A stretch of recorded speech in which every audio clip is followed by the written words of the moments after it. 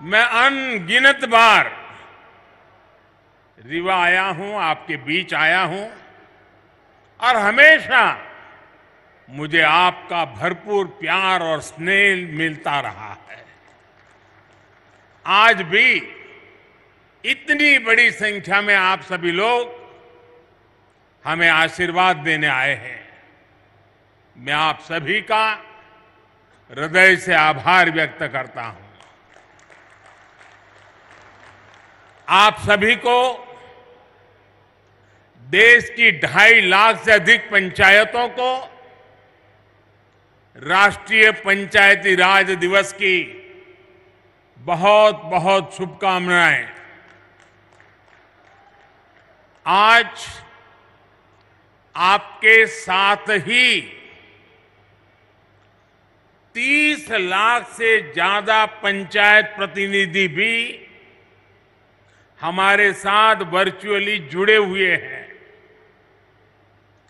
ये निश्चित रूप से भारत के लोकतंत्र की बहुत ही सशक्त तस्वीर है। हम सभी जनता के प्रतिनिधि हैं। हम सभी इस देश के लिए, इस लोकतंत्र के लिए समर्पित है। काम के दायरे भले ही अलग अलग हो, लेकिन लक्ष्य एक ही है, जन सेवा से राष्ट्र सेवा। मुझे खुशी है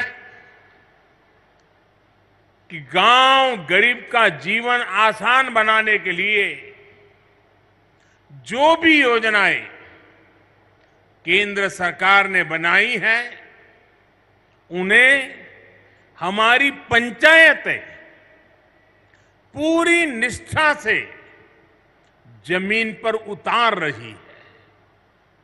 भाई और बहनों, आज यहां ई ग्राम स्वराज और ई ग्राम पोर्टल को मिलाकर जो नई व्यवस्था लॉन्च की गई है, उससे आपका काम और आसान होने वाला है। पीएम स्वामित्व योजना के तहत भी देश के 35 लाख ग्रामीण परिवारों को प्रॉपर्टी कार्ड दिए गए हैं। आज मध्य प्रदेश के विकास से जुड़ी 17,000 करोड़ रुपए से अधिक की परियोजनाओं का शिलान्यास और लोकार्पण भी हुआ है। इसमें रेलवे के प्रोजेक्ट्स हैं, गरीबों को पक्के घर के प्रोजेक्ट्स हैं, पानी से जुड़ी परियोजनाएं हैं, गांव गरीब का जीवन आसान बनाने वाले, रोजगार का निर्माण करने वाले इन प्रोजेक्ट्स के लिए भी मैं आप सभी को बहुत बहुत बधाई देता हूं। साथियों, आजादी के इस अमृत काल में हम सभी देशवासियों ने विकसित भारत का सपना देखा है और उसे पूरा करने के लिए दिन रात मेहनत कर रहे हैं। भारत को विकसित बनाने के लिए भारत के गांवों की सामाजिक व्यवस्था को विकसित करना जरूरी है। भारत को विकसित बनाने के लिए भारत के गांवों की आर्थिक व्यवस्था को विकसित करना जरूरी है। भारत को विकसित बनाने के लिए भारत के गांवों की पंचायत व्यवस्था, पंचायती व्यवस्था को भी विकसित करना जरूरी है। इसी सोच के साथ हमारी सरकार देश की पंचायती राज व्यवस्था को मजबूत करने के लिए लगातार काम कर रही है।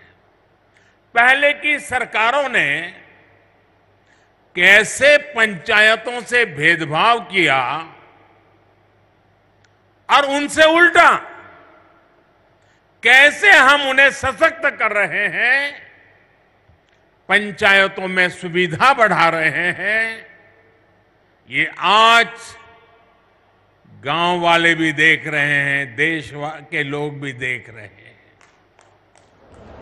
2014 के पहले पंचायतों के लिए वित्त आयोग का अनुदान 17,000 करोड़ रुपए से भी कम था। आंकड़ा याद रखोगे आप? आंकड़ा याद रखोगे? कुछ आप बताओगे तो मुझे पता चलेगा। याद रखोगे? 14 के पहले 17,000 करोड़ से कम। क्या इतनी कम राशि से इतना बड़ा देश, इतनी सारी पंचायतें कैसे अपना काम कर पाती? 2014 में हमारी सरकार आने के बाद पंचायतों को मिलने वाला ये अनुदान 70,000 से बढ़ाकर 2 लाख करोड़ रुपए से ज्यादा हो गया है। आप बताएंगे मैंने कितना बताया? पहले कितना था, अब कितना हुआ? चला जाए साहब। अब आप अंदाज लगा सकते हैं काम कैसे करते हैं। मैं आपको 2 और उदाहरण देता हूं। 2014 से पहले के 10 वर्षों में, मैं उन 10 साल की बात करता हूं, केंद्र सरकार की मदद से 6,000 के आसपास ही पंचायत भवन बनवाए गए थे।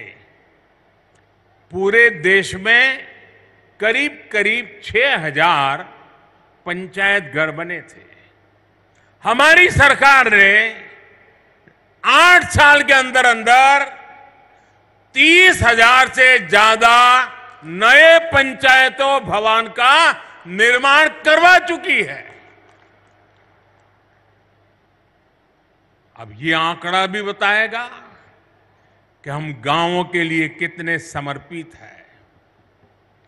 पहले की सरकार ने ग्राम पंचायतों तक ऑप्टिकल फाइबर पहुंचाने की योजना भी शुरू की थी, लेकिन उस योजना के तहत देश की 70 से भी कम, 100 भी नहीं, 70 से भी कम ग्राम पंचायतों को ऑप्टिकल फाइबर से जोड़ा गया था। वो भी शहर के बाहर जो नजदीक में पंचायत पड़ती थी वहां पर गए थे। ये हमारी सरकार है जो देश की 2 लाख से ज्यादा पंचायतों तक ऑप्टिकल फाइबर को ले गई है। फर्क साफ है दोस्तों। आजादी के बाद की सरकारों ने कैसे भारत की पंचायती राज व्यवस्था को ध्वस्त किया, मैं इसके विस्तार में नहीं जाना चाहता। जो व्यवस्था आजादी के भी सैकड़ों वर्ष, हजारों वर्षों पहले से थी, उसी पंचायती राज व्यवस्था पर आजादी के बाद भरोसा ही नहीं किया गया। पूज्य बापू कहते थे, भारत की आत्मा गांवों में बसती है, लेकिन कांग्रेस ने गांधी के विचारों को भी अनसुना कर दिया। 90 के दशक में पंचायती राज के नाम पर खानापूर्ति जरूर की गई, लेकिन फिर भी पंचायतों की तरफ वो ध्यान नहीं दिया गया जिसकी जरूरत थी। साथियों, 2014 के बाद से देश ने अपनी पंचायतों के सशक्तिकरण का बीड़ा उठाया है और आज इसके परिणाम नजर आ रहे हैं। आज भारत की पंचायतें गांवों के विकास की प्राणवायु बनकर उभर रही है। ग्राम पंचायतें गांव की आवश्यकता के अनुसार गांव का विकास करें, इसके लिए ग्राम पंचायत विकास योजना बनाकर काम किया जा रहा है। साथियों, हम पंचायतों की मदद से गांवों और शहरों के बीच की खाई को भी लगातार कम कर रहे हैं। डिजिटल क्रांति के इस दौर में अब पंचायतों को भी स्मार्ट बनाया जा रहा है। आज पंचायत स्तर पर योजनाएं बनाने से लेकर उन्हें लागू करने तक में टेक्नोलॉजी का भरपूर इस्तेमाल हो रहा है। जैसे आप लोग अमृत सरोवर पर इतना काम कर रहे हैं, इन अमृत सरोवरों के लिए जगह चुनने में, काम पूरा करने में हर स्तर पर टेक्नोलॉजी का खूब इस्तेमाल हुआ है। आज यहां ई Gram Swaraj jam integrated portal का शुभारंभ भी किया गया है। इससे पंचायतों के माध्यम से होने वाली खरीद की प्रक्रिया सरल और पारदर्शी बनेगी। इससे अब पंचायतों को कम कीमत में सामान मिलेगा और स्थानीय छोटे उद्योगों को भी अपना सामान बेचने का एक सशक्त माध्यम मिल जाएगा। दिव्यांगों के लिए ट्राइसिकल हो या बच्चों की पढ़ाई से जुड़ी चीजें, पंचायतों के सब सामान इस पोर्टल पर आसानी से मिलेगा। भाई और बहनों, आधुनिक टेक्नोलॉजी का एक और लाभ हम पीएम स्वामित्व योजना में भी देख रहे हैं। हमारे यहां गांव के घरों के प्रॉपर्टी के कागजों को लेकर बहुत उलझने रही है। इसके चलते भली भांति के वाद विवाद होते हैं, अवैध कब्जों की आशंका होती है। पीएम स्वामित्व योजना से अब ये सारी स्थितियां बदल रही है। आज गांव-गांव में ड्रोन टेक्नोलॉजी से सर्वे हो रहा है, मैप बन रहे हैं। इसके आधार पर बिना किसी भेदभाव के कानूनी दस्तावेज लोगों के हाथ में सौंपे जा रहे हैं। अभी तक देश भर में 75,000 गांवों में प्रॉपर्टी कार्ड देने का कार्य पूरा हो चुका है और मुझे खुशी है कि मध्य प्रदेश की सरकार इसमें बहुत बेहतरीन काम कर रही है। साथियों, मैं कई बार सोचता हूं कि छिंदवाड़ा के जिन लोगों पर आपने लंबे समय तक भरोसा किया, वो आपके विकास को लेकर, इस क्षेत्र के विकास को लेकर इतना उदासीन क्यों रहे? इसका जवाब कुछ राजनीतिक दलों की सोच में है। आजादी के बाद जिस दल ने सबसे ज्यादा समय तक सरकार चलाई, उसने ही हमारे गांवों का भरोसा तोड़ दिया। गांव में रहने वाले लोग गांव के स्कूल, गांव की सड़कें, गांव की बिजली, गांव में भंडारण के स्थान, गांव की अर्थव्यवस्था कांग्रेस शासन के दौरान सबको सरकारी प्राथमिकताओं में सबसे निचले पायदान पर रखा गया। भाइयों और बहनों, देश की आधी से ज्यादा आबादी जिन गांवों में रहती है, उन गांवों के साथ इस तरह सौतेला व्यवहार करके देश आगे नहीं बढ़ सकता। इसलिए 2014 के बाद जब आपने हमें सेवा का अवसर दिया तो हम गांव की अर्थव्यवस्था को, गांव में सुविधाओं को, गांव के लोगों के हितों को सर्वोच्च प्राथमिकता में ले आए हैं। उज्ज्वला योजना के तहत जो 10 करोड़ गैस कनेक्शन मिले वो गांव के लोगों को ही तो मिले हैं। हमारी सरकार में गरीबों के जो देश भर में 4.25 करोड़ से भी अधिक घर बने हैं, उसमें से 3 करोड़ से अधिक घर गांव में ही तो बने हैं। और इसमें भी बड़ी बात यह है कि इन ज्यादातर घरों में मालिकाना हक हमारी बहनों, बेटियों, माताओं का भी है। हमारे यहां एक ऐसी ट्रेडिशन चली, घर हो तो पुरुष के नाम पर, दुकान हो पुरुष के नाम पर, गाड़ी हो पुरुष के नाम पर, खेत हो पुरुष के नाम पर, महिलाओं के नाम पर कुछ होता ही नहीं था। हमने ये रिवाज बदला है और मालिकाना हक हमारी माताएं, बहनें, बेटियां बने। साथियों, भाजपा की सरकार ने देश की करोड़ों महिलाओं को घर की मालकिन बनाया है। और आप जानते हैं आज के समय में पीएम आवास का हर घर लाख रुपए से भी ज्यादा कीमत का होता है। यानी भाजपा ने देश में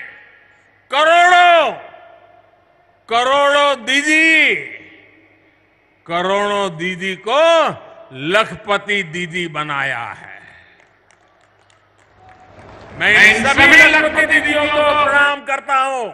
आप आशीर्वाद दीजिए कि देश में और कोटि दीदी भी लखपति बने, इसके लिए हम काम करते रहे। आज भी यहां 4 लाख लोगों का उनके अपने पक्के घर में गृह प्रवेश हुआ है। इसमें भी बहुत बड़ी संख्या में लखपति दीदी बन गई है। मैं सभी को बहुत बहुत बधाई देता हूं। साथियों, पीएम सौभाग्य योजना के तहत जिन 2.5 करोड़ घरों में बिजली पहुंची, उनमें से ज्यादातर गांव के ही घर हैं। गांव के रहने वाले मेरे भाई बहन हैं। गांव के लोगों के लिए हमारी सरकार ने हर घर जल योजना भी शुरू की है। सिर्फ 3-4 साल में इस योजना की वजह से देश के 9 करोड़ से अधिक ग्रामीण परिवारों को घर में नल से जल मिलने लगा है। यहां एमपी में भी गांव में रहने वाले सिर्फ 13 लाख परिवारों तक नल से जल पहुंचता था। पहले की बात करता हूं। आज एमपी के गांवों में करीब 60 लाख घरों तक नल से जल पहुंचने लगा है। और आपका एक जिला तो 100% हो गया है। साथियों, हमारे गांव के लोगों का पहले देश के बैंकों पर अधिकार ही नहीं माना जाता था, भुला दिया गया था। गांव के ज्यादातर लोगों के पास ना बैंक खाते होते थे और ना ही उन्हें बैंकों से सुविधा मिलती थी। बैंक खाता ना होने की वजह से सरकार जो पैसा गरीबों के लिए भेजती थी वो भी बीच में ही लूट जाता था। हमारी सरकार ने इसे भी पूरी तरह बदल दिया है। हमने जनधन योजना चलाकर गांव के 40 करोड़ से ज्यादा लोगों के बैंक खाते खुलवाए। हमने इंडिया पोस्ट पेमेंट बैंक के माध्यम से पोस्ट ऑफिस का उपयोग करके गांवों तक बैंकों की पहुंच बढ़ाई। हमने लाखों बैंक मित्र बनाए, बैंक सखियों को प्रशिक्षित किया। आज इसका प्रभाव देश के हर गांव में नजर आ रहा है। देश के गांवों को जब बैंकों की ताकत मिली है तो खेती किसानी से लेकर व्यापार कारोबार तक सब में गांव के लोगों की मदद हो रही है। साथियों, पहले की सरकारों ने भारत के गांवों के साथ एक और बड़ा अन्याय किया था। पहले की सरकारें गांव के लिए पैसे खर्च करने से बचती थी। गांव अपने आप में कोई वोट बैंक तो था ही नहीं, इसलिए उन्हें नजरअंदाज किया जाता था। गांव के लोगों को बांटकर कई राजनीतिक दल अपनी दुकान चला रहे थे। भारतीय जनता पार्टी ने गांवों के साथ हो रहे इस अन्याय को भी समाप्त कर दिया है। हमारी सरकार ने गांवों के विकास के लिए भी तिजोरी खोल दी। आप देखिए, हर घर जल योजना पर 3.5 लाख करोड़ रुपए से ज्यादा खर्च किया जा रहा है। पीएम आवास योजना पर भी लाखों करोड़ रुपए खर्च किए जा रहे हैं। दशकों से अधिक अधूरी पड़ी सिंचाई परियोजनाओं को पूरा करने के लिए 1 लाख करोड़ रुपए खर्च किए जा रहे हैं। पीएम ग्रामीण सड़क योजना पर भी हजारों करोड़ रुपए खर्च किए जा रहे हैं। पीएम किसान सम्मान निधि के तहत भी सरकार ने करीब 2.5 लाख करोड़ रुपए सीधे किसानों के बैंक खातों में भेजे हैं। यहां एमपी के लगभग 90 लाख किसानों को भी 18,500 करोड़ रुपए इस योजना के तहत मिले हैं। इस निधि से रीवा के किसानों को भी करीब 500 करोड़ रुपया मिले हैं। हमारी सरकार ने जो एमएसपी बढ़ाई है उससे भी गांवों में हजारों करोड़ रुपए अतिरिक्त पहुंचे हैं। कोरोना के इस काल में पिछले 3 साल से हमारी सरकार गांव में रहने वाले गरीबों को मुफ्त राशन दे रही है। गरीब कल्याण की इस योजना पर भी 3 लाख करोड़ रुपए से अधिक खर्च किए जा रहे हैं। साथियों, जब गांव में विकास के इतने काम होते हैं, जब इतना सारा पैसा खर्च होता है, तो गांव में रोजगार के अवसर भी बनते हैं। गांव में रोजगार, स्वरोजगार को गति देने के लिए, गांव के लोगों को गांव में ही काम देने के लिए केंद्र सरकार मुद्रा योजना भी चला रही है। मुद्रा योजना के तहत लोगों को बीते वर्षों में 24 लाख करोड़ रुपए की मदद दी गई है। इससे गांवों में भी करोड़ों लोगों ने अपना रोजगार शुरू किया है। मुद्रा योजना की बहुत बड़ी लाभार्थी भी हमारी बहनें हैं, बेटियां हैं, माताएं हैं। हमारी सरकार की योजनाएं किस तरह गांव में महिला सशक्तिकरण कर रही है, गांव में महिलाओं को आर्थिक रूप से सशक्त कर रही है, उसकी चर्चा आज हर तरफ है। बीते 9 साल में 9 करोड़ महिलाएं सेल्फ हेल्प ग्रुप में शामिल हुई है। यहां मध्य प्रदेश में भी 50 लाख से ज्यादा महिलाएं स्वयं सहायता समूह से जुड़ी है। हमारी सरकार में हर स्वयं सहायता समूह को बिना बैंक गारंटी 20 लाख रुपए तक का ऋण दिया जा रहा है।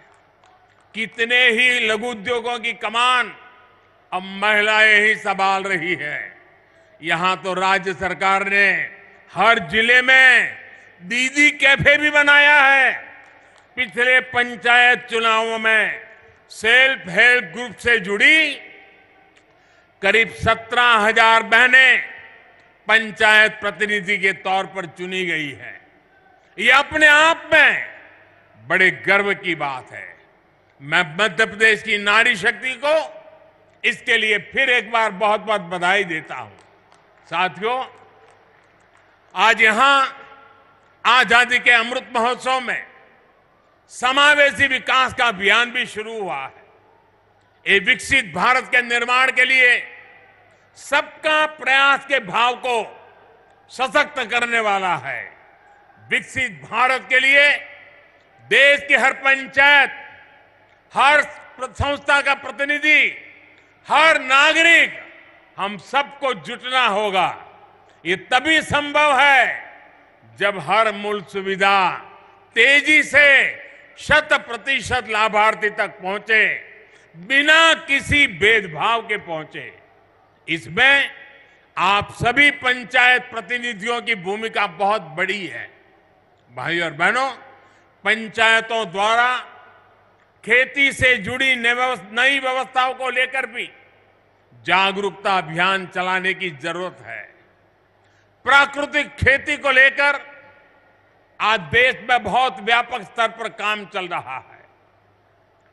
यहां भी केमिकल खेती के नुकसान के बारे में चर्चा हुई है। हमने देखा कि कैसे हमारी बेटियों ने धरती मां की तकलीफ के बारे में हम सभी को बताया। नाट्य प्रयोग करके धरती मां की वेदना हम तक पहुंचाई है।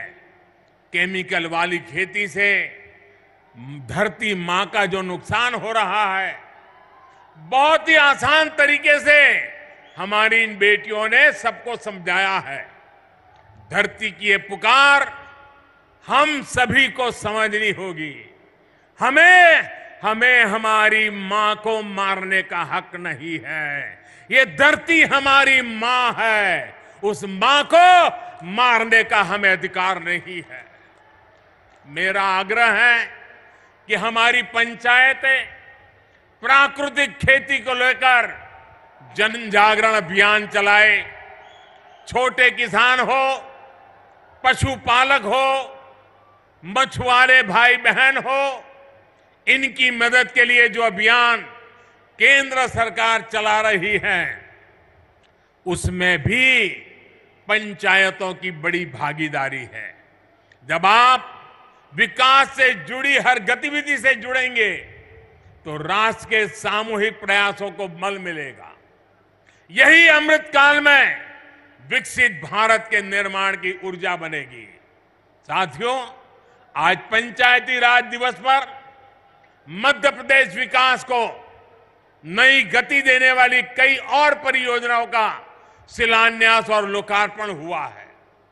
Chhindwara Nainpur Mandla fort rail line के बिजलीकरण से इस क्षेत्र के लोगों की दिल्ली, चेन्नई और हावड़ा, मुंबई तक कनेक्टिविटी और आसान हो जाएगी। इसका बड़ा लाभ हमारे आदिवासी भाई बहनों को भी होगा। आज छिंदवाड़ा नैनपुर के लिए नई ट्रेनों भी शुरू हुई है। इन नई ट्रेनों के चलने से कई कस्बे और गांव अपने जिला मुख्यालय छिंदवाड़ा सिवनी से सीधे जुड़ जाएंगे। इन ट्रेनों की मदद से नागपुर और जबलपुर जाना भी आसान हो जाएगा। आज जो रीवा इतवारी छिंदवाड़ा नई ट्रेन चली है, उससे भी अब सिवनी और छिंदवाड़ा सीधे नागपुर से जुड़ जाएंगे। ये पूरा क्षेत्र तो अपने वन्य जीवों के लिए बहुत प्रसिद्ध है। यहां की बढ़ती हुई कनेक्टिविटी यहां पर्यटन भी बढ़ाएगी और रोजगार के नए अवसर भी बनाएगी। इसका बड़ा लाभ यहां के किसानों को होगा, विद्यार्थियों को होगा, रेलवे के डेली पैसेंजर्स को होगा, छोटे कारोबारी और दुकानदारों को होगा। यानी डबल इंजन की सरकार ने आज आपकी खुशियां भी डबल कर दी है। साथियों, आज मैं आपका एक और बात के लिए आभार व्यक्त करना चाहता हूं। अभी शिवराज जी ने बड़े विस्तार से वर्णन किया कि इस रविवार मन की बात के 100 एपिसोड पूरे हो रहे हैं। आप सभी के आशीर्वाद, आप सभी के स्नेह और आपके योगदान की वजह से ही मन की बात आज इस मुकाम तक पहुंचा है। मध्य प्रदेश के अनेकों लोगों की उपलब्धियों का जिक्र मैंने मन की बात में किया है। यहां के लोगों की लाखों चिट्ठियां और संदेश भी मुझे मिलते रहे हैं। इस बार रविवार को मन की बात में फिर आपसे मिलने के लिए मैं भी बहुत इंतजार कर रहा हूं, क्योंकि सेंचुरी है ना, और हमारे यहां तो सेंचुरी का जरा महत्व ज्यादा ही होता है। आप हर बार की तरह रविवार को अवश्य मेरे साथ जुड़िएगा। इसी आग्रह के साथ मैं अपनी बात समाप्त करता हूं। एक बार फिर आप सभी को पंचायती राज दिवस की अनेक अनेक शुभकामनाएं देता हूं। बहुत बहुत धन्यवाद। भारत माता की, भारत माता की, भारत माता की।